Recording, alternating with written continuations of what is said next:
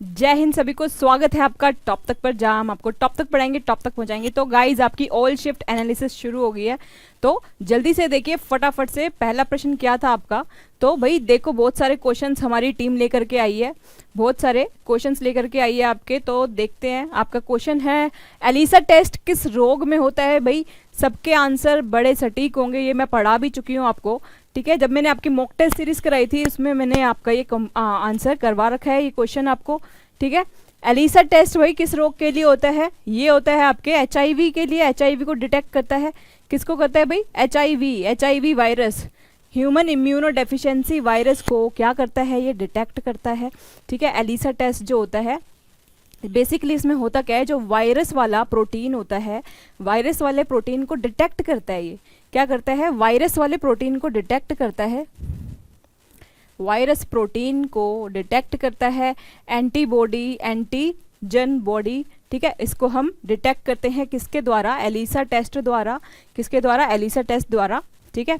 लेकिन एक बात और बता दूं मैं आपको, ये तो होता है आपका, ठीक है, एलिसा टेस्ट तो होता है आपका एचआईवी के डिटेक्ट करने के लिए, लेकिन कंफर्मेटरी टेस्ट कौन सा होता है आपका? जो आपका कंफर्मेटरी एचआईवी वाला जो टेस्ट होता है, वो होता है वेस्टर्न ब्लॉट टेस्ट। आपने सुना होगा वेस्टर्न ब्लॉट टेस्ट के बारे में। वेस्टर्न ब्लॉट टेस्ट ये होता है आपके लिए कंफर्मेटरी टेस्ट होता है ये, ठीक है, याद रहेगा कभी क्वेश्चन आ गया तो। नेक्स्ट क्वेश्चन है आपका, एड्स की फुल फॉर्म बताओ। भाई बहुत ही आसान सा सवाल है, बहुत ही आसान सा सवाल। इतना आसान सवाल ये मैं करवा भी चुकी हूँ आपको, मैंने आपको बताया था लास्ट टाइम, आपको एक बहुत सारे क्लासेस में बता चुकी हूँ कि जो एड्स है इसकी फुल फॉर्म पूछ सकते हैं आपसे भाई, ठीक है। एड्स की फुल फॉर्म क्या है? सबको पता होना चाहिए, सबको पता ही होगा। Acquired immuno deficiency syndrome. Acquired immuno deficiency syndrome क्या है ये एक सिंड्रोम है जो कि किसके द्वारा होता है? आपका एचआईवी के विषाणुओं द्वारा। और आपको एक बात बताऊं, पूछूं मैं आपसे कि जो एचआईवी वायरस है वो कौन सी फैमिली से बिलोंग करता है? तो आप क्या बताओगे भाई? रेट्रो फैमिली से बिलोंग करता है। जो आपका एचआईवी वाला विषाणु है वो किस फैमिली से बिलोंग करता है? रेट्रो वायरस या विरिडे भी बोल देते हैं हम, तो रेट्रो वायरस फैमिली से बिलोंग करता है, फैमिली पूछी जाए उसकी तो, ठीक है। ये था आपका क्या? आपका एड्स की फुल फॉर्म थी एक्वायर्ड इम्यूनो डेफिशिएंसी सिंड्रोम। मुझे लगता है जहां तक कि सबका सही आंसर होगा, ये बहुत ही मजेदार प्रश्न था आपके लिए। नेक्स्ट क्वेश्चन है आपका, पत्तियों के कौन कौन से भाग होते हैं? भाई आपसे पूछ लिए गए होंगे कि पत्तियों के कौन कौन से भाग होते हैं। पत्ती की शक्ल दिख रही होगी आपको यहाँ पे कि भाई ये पत्ती है आपकी, ठीक है। इस पत्ती के अंदर क्या होता है? ये तो आपकी टिप होती है, ठीक है। ये वाला एक भाग होता है, किससे अटैच होता है? स्टेम से अटैच होता है, ठीक है। और यहाँ पर क्या होती हैं? शिराएं होती हैं, वेन्स होती हैं। और आगे क्या होती हैं? बड़ी सारी छोटी छोटी वेन्यूल्स होती हैं, शिराएं होती हैं। जो छोटी छोटी शिराएं होती हैं इन्हें बोलते हैं वेन्यूल्स कहते हैं इसे। और ये जो बड़ी बड़ी शिराएं हैं, ये जो ऐसी ये वाली जो है ये शीरा होती है, वेन बोलते हैं जैसे हम, क्या बोलते हैं? वेन बोलते हैं या शीरा बोल देते हैं इसे हम, क्या बोलते हैं? शीरा बोल देते हैं। एक होता है आपका ये, इसको इस वाले पार्ट को हम क्या बोलते हैं? इस वाले पार्ट को हम बोलते हैं लीफ ब्लेड। क्या बोलते हैं? लीफ ब्लेड, या हम बोल देते हैं पर्णफलक। पर्णफलक भी बोल देते हैं इसे हम, क्या बोल देते हैं? पर्णफलक बोल देते हैं इसे, ठीक है, पर्णफलक बोलते हैं। और एक होता है आपका यहाँ पर पेटियोल्स होता है। क्या होते हैं? पेटियोल। ये क्या है आपके? पेटियोल। पर्णव्रंत बोलते हैं इसे हम, क्या बोलते हैं? पर्णव्रंत बोलते हैं इसे हम, पर्णवृंत या व्रंत बोल देते हैं, ठीक है। ये पर्णव्रंत होता है, ये होता है पर्णफलक होता है। एक ये होती है मिड रिब होती है इसकी, और ये मार्जिन रहेगी आपकी, ठीक है। ये देख लो, ये आपका स्ट्रक्चर है स्टेम का, ठीक है। पार्ट्स, लीफ के जो पार्ट्स हैं ये सारे क्या है? लीफ के पार्ट्स हैं। इससे रिलेटेड आपसे क्वेश्चन पूछे गए होंगे, ठीक है। नेक्स्ट क्वेश्चन है आपका प्रकाश संश्लेषण से क्वेश्चन पूछा गया है आपका भाई। किससे पूछा गया है? फोटोसिंथेसिस के बारे में भी बता चुकी हूँ भाई, कितनी बार कितने क्वेश्चंस करवा चुकी हूँ। फोटोसिंथेसिस का फॉर्मूला पूछा होगा या केमिकल रिएक्शन बेस्ड क्वेश्चन पूछा है आपसे कि भाई बैलेंस किस तरीके से होती है, आपकी जो केमिकल रिएक्शन होती है वो कैसे बैलेंस होती है। तो भाई सबको पता है फॉर्मूला क्या है, क्या क्या होता है। कार्बन डाइऑक्साइड छोड़ लेते हैं, आपके जो पौधे होते हैं क्या लेते हैं भाई? कार्बन डाइऑक्साइड लेते हैं, और क्या छोड़ते हैं? ऑक्सीजन छोड़ते हैं। फोटोसिंथेसिस की जो प्रोसेस होती है उसको हम क्या बोलते हैं? जो खाना बनाने वाली प्रोसेस होती है, क्या करते हैं? खाना बनाते हैं। खाना जो अपने आप बनाते हैं आपके जो पौधे, ठीक है। किस में बनता है ये जो खाना बनता है? फोटोसिंथेसिस की प्रोसेस कहाँ पर होती है? क्वेश्चन पूछ लें तो आपकी पत्तियों में होती हैं। किस में होती है? लीव्स में होती है। जो हरी हरी पत्तियाँ होती हैं उसके अंदर क्या होता है? क्लोरोफिल होता है। क्या होता है बच्चा? इधर क्लोरोफिल होता है, क्लोरोफिल प्रेजेंट होता है इसके अंदर। और क्लोरोफिल के अंदर आपकी कौन सी प्रोसेस होती है? फोटोसिंथेसिस की प्रोसेस होती है बच्चे। किसकी होती है? फोटोसिंथेसिस की प्रोसेस होती है। या जैसे ही आपकी क्या पड़ती है? आपकी फोटो आती है, कहाँ से आती है भाई? लाइट कहाँ से आती है? आपकी सन के थ्रू आती है। सन वाली जो लाइट है वो किस पे पड़ेगी? पत्तियों पे पड़ेगी, और फोटोसिंथेसिस की प्रोसेस शुरू होगी जिसमें आपका खाना बनेगा। क्या बनेगा? खाना बनेगा। कैसे बनेगा? कार्बन डाइऑक्साइड कितने हैं? 6 CO2 है, 6 CO2 यानी कि कार्बन डाइऑक्साइड प्लस वाटर होता है इसके अंदर। क्या होता है? 6H2O। फोटोसिंथेसिस हुआ, क्लोरोफिल के अंदर क्या है? आपका कार्बन डाइऑक्साइड है और वाटर है। दोनों जब क्या करेंगे? प्रकाश की रिएक्शन होएगी, जब उसके अंदर क्या होगी? लाइट की रिएक्शन होगी, तो वो क्या फॉर्म करेगी भाई? C6H12O6 बनेगा। एक तो ग्लूकोज का कंटेंट बनेगा आपका, और एक बनेगा आपका ऑक्सीजन का कंटेंट, C6O2 बनेंगे। तो ये आपकी रिएक्शन बनेगी, ग्लूकोज प्लस ऑक्सीजन बनेगा। क्या बनेगा? ग्लूकोज प्लस ऑक्सीजन बनेगा इसमें, ठीक है बच्चे। नेक्स्ट हम बात करते हैं, नेक्स्ट क्वेश्चन है आपका ब्लड क्लोटिंग। भाई रक्त का थक्का बनाने में कौन सा विटामिन सहायता करता है? बहुत ही अच्छा क्वेश्चन है ये, मैं बहुत सारे क्वेश्चन करा चुकी हूँ। किसी ने मॉक टेस्ट सीरीज देखी हो भाई तो मैं इसमें क्वेश्चंस कई बार करा चुकी हूँ। ब्लड क्लॉटिंग वाला, रक्त का थक्का जमाने में या बनाने में कौन सा विटामिन सहायता करता है? तो विटामिन के होता है भाई। याद हो तो मैंने बताया था, विटामिन के क्या करता है? ब्लड क्लॉटिंग में मदद करता है। किस में करता है? ब्लड क्लॉटिंग में मदद करता है। अगर विटामिन के की डेफिशिएंसी हो जाए तो क्या हो जाएगा भाई? ब्लीडिंग डिसऑर्डर होगा। क्या होगा? ब्लीडिंग डिसऑर्डर होगा, सबको पता है। खून बहेगा बहुत ज़्यादा, अगर चोट लगेगी तो क्या होगा? खून बहेगा, या खरोच भी लग जाएगी तो खून बहता रहेगा। अगर किसी के अंदर विटामिन के की डेफिशिएंसी हो जाए, या हम बोल सकते हैं कमी हो जाए, डेफिशिएंसी बोल लो या कमी बोल लो, कमी हो जाएगी तो क्या होगा? ब्लीडिंग डिसऑर्डर होंगे। ब्लीडिंग डिसऑर्डर यानी कि खून बहने लगेगा, ऐसे वाले रोग हो सकते हैं, ठीक है। तो विटामिन के का केमिकल नेम भी पूछ सकते हैं कई बारी आपसे कि इससे रिलेटेड कौन सी बीमारी हो सकती है। मैं आपको याद हो तो मैंने ट्रिक पढ़ाई थी भाई विटामिन की, सबको याद होनी चाहिए थी वो ट्रिक। अगर किसी का पेपर अभी फ्यूचर में आ भी रहा है तो वो विटामिन की ट्रिक जरूर देख के जाए, बहुत ही आसानी से आप क्वेश्चन सॉल्व कर सकोगे, ठीक है। उससे रिलेटेड आपकी बीमारी, केमिकल नेम सब आपको दिमाग में फिट हो जाएगा एकदम से। लास्ट मोमेंट वाला वो आपका रामबाण है एक तरीके से। पू कैंसर क्या है? पू कैंसर क्या है भाई? What is स्टेमन? तो स्टेमन से रिलेटेड क्वेश्चन पूछा गया है आपसे कि स्टेमन क्या होता है, ठीक है। स्टेमन कहाँ पे होता है? आपका जो फ्लावर का एक पार्ट होता है, ठीक है। फ्लावर के दो तरीके के पार्ट होते हैं, एक होता है मेल वाला पार्ट, एक होता है फीमेल वाला पार्ट। तो ये कौन सा पार्ट है भाई? स्टेमन जो है आपका मेल रिप्रोडक्टिव ऑर्गन है। स्टेमन क्या है आपका? मेल यानी कि नर जनन वाला पार्ट है, मेल रिप्रोडक्टिव पार्ट है ये। क्या है? Male reproductive part of flower, यानी कि नर जनन है ये, नर जनन वाला पार्ट है, हिस्सा है, ठीक है। कौन सा है? ये आप देख रहे हो जहाँ पे से पोलन ग्रेन्स बनती हैं, ये वाला जो पार्ट है ये, और ये जो डंडी सी दिख रही है आपको, ये क्या है आपका? ये है आपका स्टेमन। इसे हम क्या बोलते हैं? स्टेमन बोलते हैं। इन दोनों को एंथर और क्या है आपका? फिलामेंट, एंथर और फिलामेंट को मिला करके क्या बनता है आपका स्टेमन बनता है।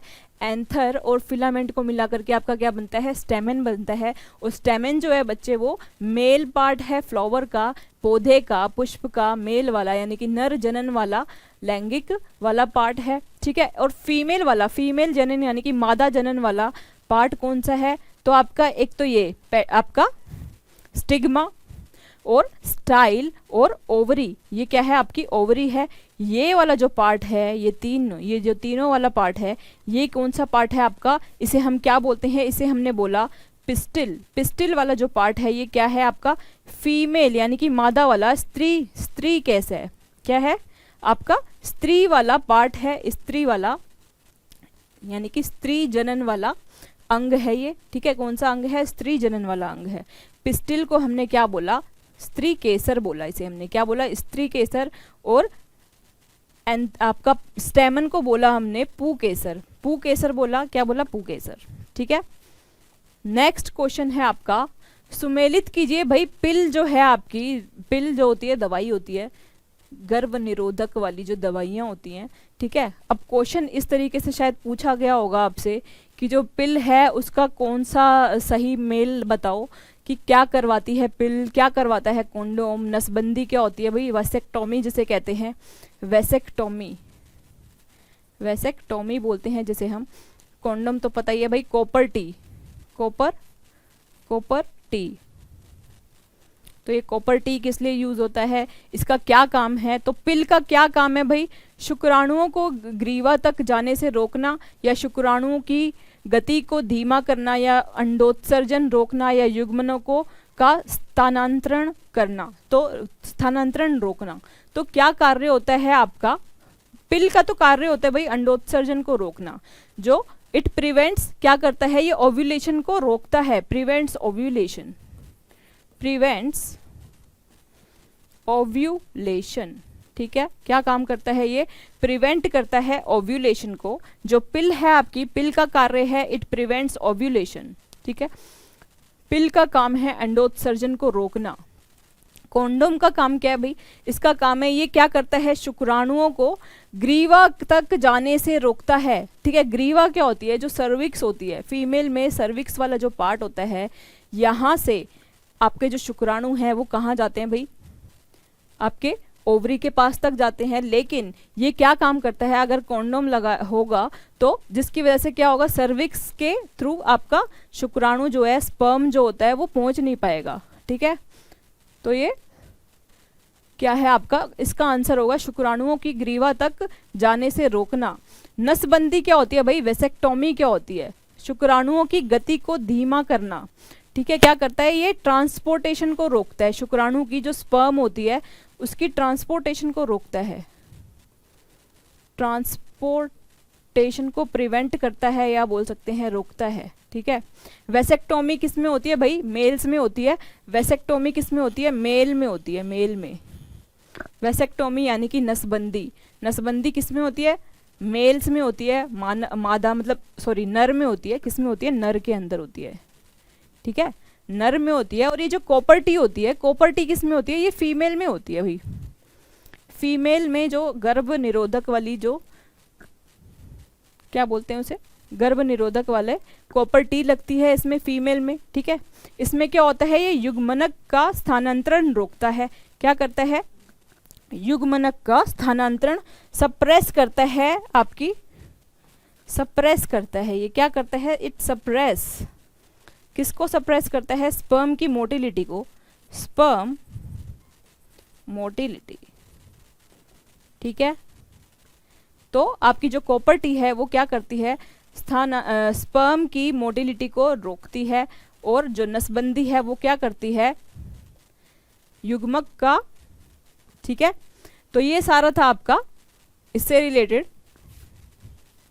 नेक्स्ट हम बात करते हैं किसकी, बैक्टीरिया से होने वाला रोग। भाई बैक्टीरिया से होने वाले रोग कौन से होते हैं, जैसे कि आपका टीबी हो गया, ठीक है, टीबी हो गया, और क्या हो गया, टीबी यानी कि ट्यूबरक्यूलोसिस,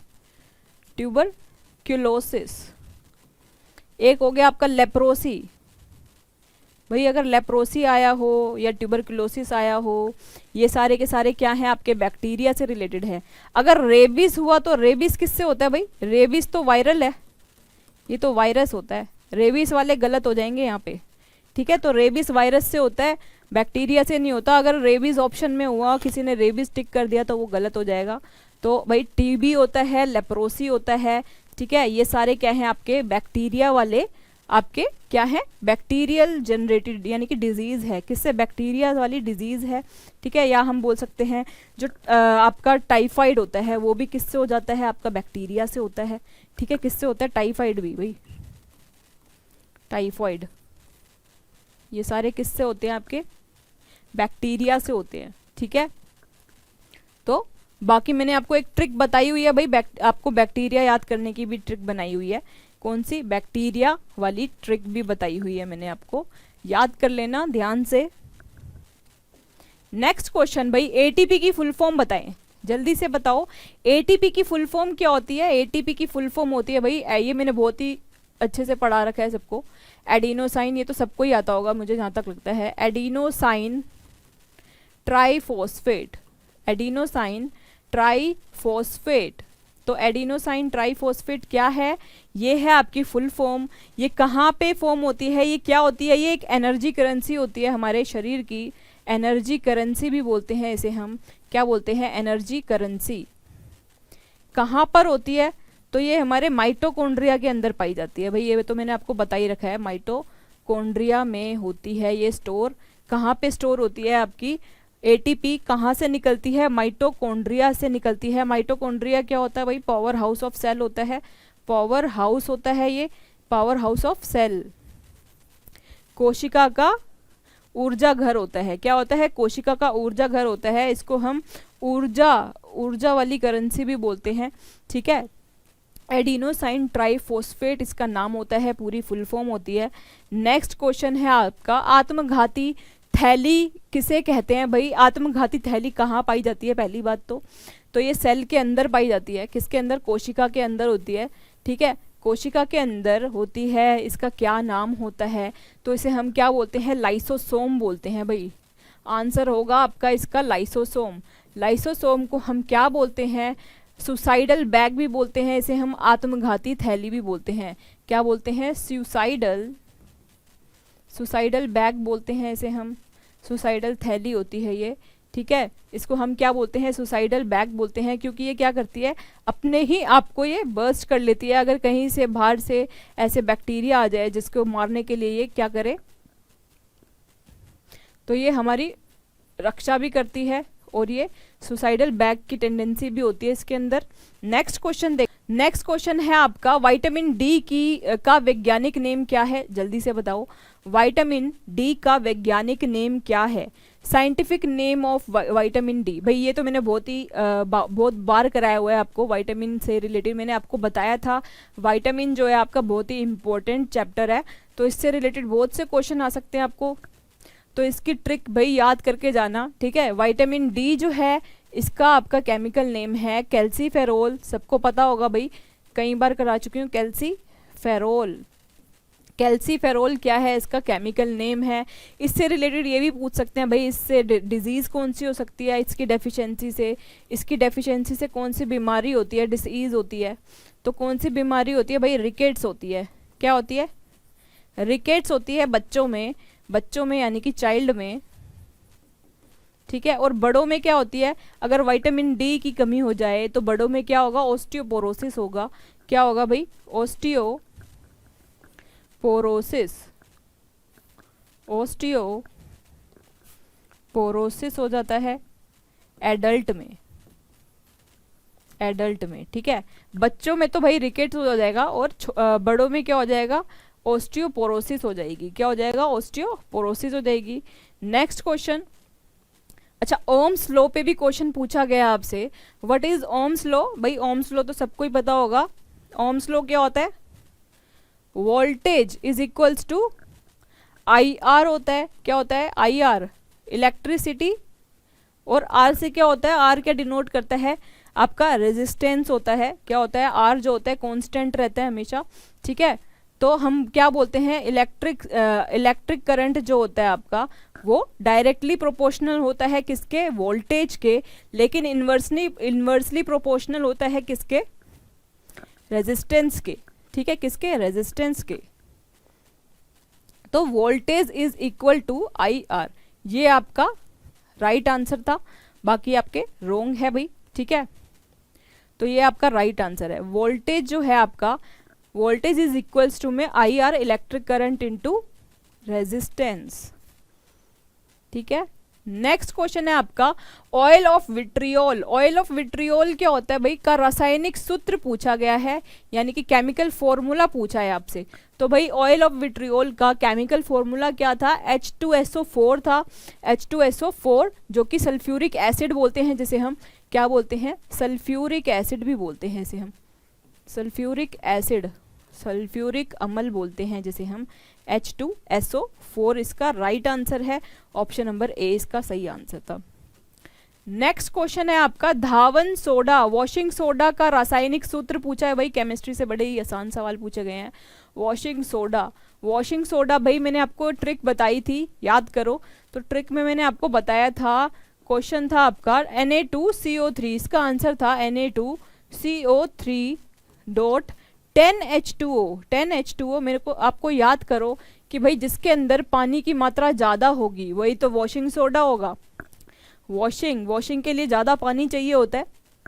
ठीक है, तो इसके अंदर पानी की मात्रा ज़्यादा थी, 10H2O था। ठीक है, क्या था, 10H2O था, Na2CO3 10H2O। किसी को याद ना हो तो अब हो भी जाएगा। नेक्स्ट क्वेश्चन है आपका गैल्वेनाइजेशन पे क्वेश्चन था भाई। गैल्वेनाइजेशन होता क्या है, गैल्वेनाइजेशन होता है बच्चे, जैसे कि आपकी कोई आयरन है। ठीक है, आयरन में क्या हो जाता है, अगर ऑक्सीजन की प्रेजेंस में आ जाए तो क्या होगा, उसके ऊपर जंग लगने लगेगा। अब जंग से बचाने के लिए, लोहे को जंग से बचाने के लिए हम क्या करते हैं, गैल्वेनाइजेशन की प्रोसेस होती है। इसमें क्या होता है, जिंक जो होता है, जिंक की कोटिंग कर देते हैं। क्या करते हैं, जिंक की, जस्ता की, हम बोल सकते हैं जस्ता की, जस्ता में या लोहा बोल देते हैं, जस्ता की कोटिंग कर देते हैं, की कोटिंग कर देते हैं या कवरिंग कर देते हैं। किस पर, आयरन पर, आयरन यानी कि लोहे पर, लोहे पर। ठीक है, तो जस्ता यानी कि जिंक, जिंक।